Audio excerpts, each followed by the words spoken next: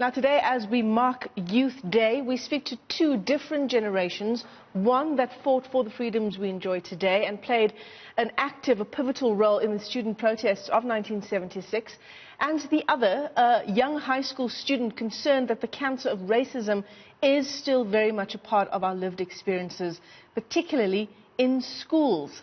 Now, Ananda Saravanja has organized a peaceful march due to take place in Sandton this afternoon. That's our guest talking to us about the 2020 issues. Our other guest is Omry Makgoale, a veteran of the June 16th movement. He went into exile and joined the armed struggle when he became a member of Umkhonto we Sizwe. He was arrested, tortured and paid an incredibly high price, as so many others did, for the freedoms that we enjoy today. So what can the class of 2020 learn from the class of 1976? Ananda, let's begin with you. And in fact, the Black Lives Matter movement in the US has so many, not even echoes in South Africa, but so many similarities in South Africa. And over the past few days, particularly the issues in schools, and one person, Lesego Tlabi, calling it those microaggressions of racism that students are still experiencing in schools every day. Ananda, tell us about your experience, and we'll get to the protest that you've organized for today in a moment. Yes, thank you so much for having me.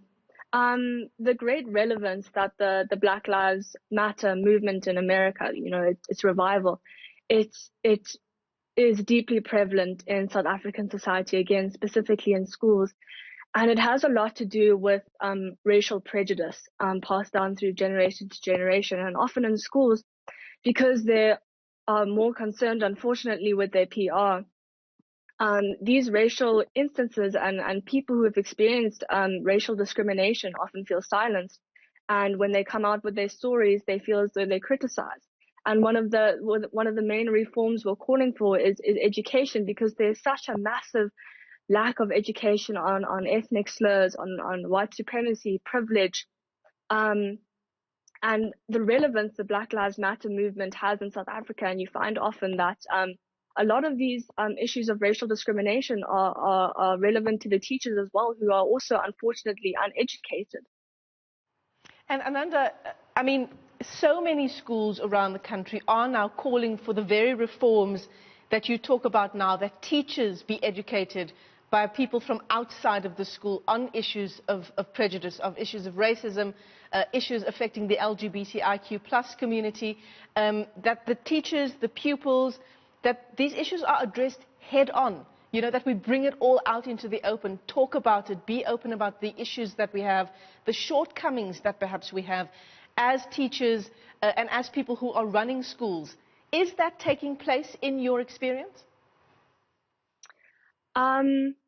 Unfortunately, no. Thankfully, though, due to this revival of the movement, people are gaining the courage to speak out. And ironically, because it is affecting a lot of the schools' PR, because a lot of students are speaking out very publicly about this matter, they are taking it a lot more seriously. I still do not see the correct education taking place just from personal experience and this rise of experiences of racial discrimination, especially on social media. I feel as though schools often resort to punishment instead of providing a space for students who are inflicting this oppression and discrimination on students of color, providing them with a space of self-reflection to deeply understand the internal prejudice they have unintentionally learned, and to correct it. Yeah. And I suppose perhaps the bigger challenge is not that the schools will take the action that is so desperately needed, but that the students themselves are learning these behaviors at home. Yes, exactly.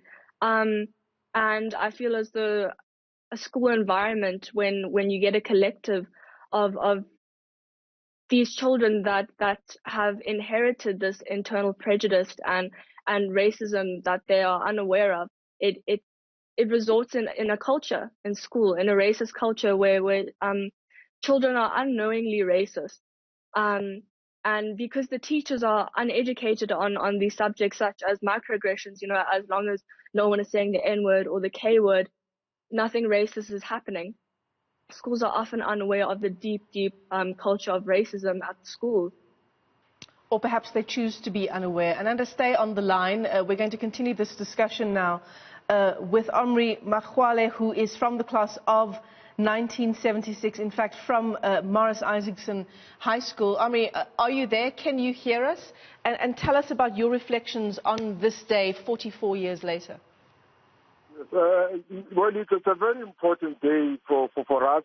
It's a day on which the students of South Africa and the various high schools took the march against apartheid and ultimately, opened the ways towards, our freedom today. So we really appreciate the contribution that was made in 1976. It was a very desperate contribution, of course, under the leadership of T.T. Mashini, Hoto Siakhulo, Omry Makgoale, Mafimo Robe. Those are our leaders of the time. And so we really appreciate where we come from. And we think that that day, really, we showed as a student that you can actually solve your problems even if you are a student. You don't have to sit back and wait for your parents to do everything for you.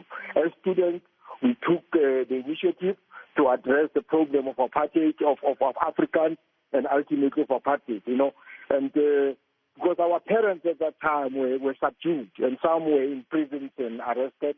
So as students, what the lesson is that as students, you can solve your problems. You don't have to wait for your parents when your parents are sometimes stuck and not knowing what to do. So as students, you can find a way of solving your problems. Omry, what is your feeling? I'm sure it strikes a chord with you when we speak to a young person who's in high school today, the guest that we have on the other side of this conversation, and she's telling us the stories of racism at her school, the racism that she continues to face even today, and the protest action that she and other students have now organized against racism in schools, racism by teachers, racism by headmasters. How does that feel for you, that the students today are still facing these kinds of issues? Well, it is really unfortunate because considering that we've been in power for 26 years now, it's really unfortunate that at our high school we still face these problems of racism. Of course, the idea is that maybe our education policies have not addressed this problem from 94 onwards up to now. Maybe we took it for granted and we did not address them in a proper way. So it's basically an issue of education. I think all children are born not racial-minded or tribalist-minded. They're actually taught by sometimes their parents, sometimes the environment of school. So we did not, maybe in our school, address this issue of racism in a proper way. I think it's important for the Ministry of Education from now onwards to see that we need to address this racism issue at schools in a different way because the methods we've used in the past 26 years have not worked. And maybe that's the issue, that's the lesson that we should learn now. And from the young students, I support them. They should fight against racism. Why should we tolerate racism? Well, Omry, Ananda is on the other line, and I believe she can hear what you're saying. What's your advice to her and to the other students who around the country are facing issues of racism in their young lives, at their schools, in their interactions with their friends even? Yeah, I'm saying to them that they should not tolerate racism at any level. They should not tolerate it anyway. But the important thing is the methods that they are going to use to fight this racism. We don't need violence. We don't need banning of schools, banning of libraries, banning of... We don't need all that. But they can fight against racism in a better way today than we did in the past. So they have to organize marches, debates, seminars, argue about this and engage across race lines, white, blacks, Indians, Asians, everybody. They could debate and argue against racism so that as the youth of today, they find a common ground to move forward as a South African nation, non-racial, not on the basis of race or tribe, So I think they can do that. But I would say that please stop banning the schools and destroying the schools. It's not in our interest as a country. Ananda, as you listen to the advice you're getting from Omry Makgoale, who is from the class of 1976, on this day, June 16, 2020. How does that feel? What are some of the lessons that you're getting from that class and the incredible action taken there all of those years ago? Yes, it's such an honor to be able to listen to you, and it's unfortunate that it's still very prevalent in today's society. And I feel like one of the biggest lessons we've learned from the class of 1976 is that you're never too young to stand up for what you believe in. And if there are reforms you want to implement, if there's a change you want to make, the youth is such a powerful movement, and our voices should be heard. And again, through peaceful protest, as he said, that change is very possible. Thankfully, we are not experiencing the depth of apartheid as it was in 1976. Unfortunately, due to the legacy of apartheid, we are still experiencing that. But we are definitely standing in solidarity with the Soweto uprising and the youth of 1976.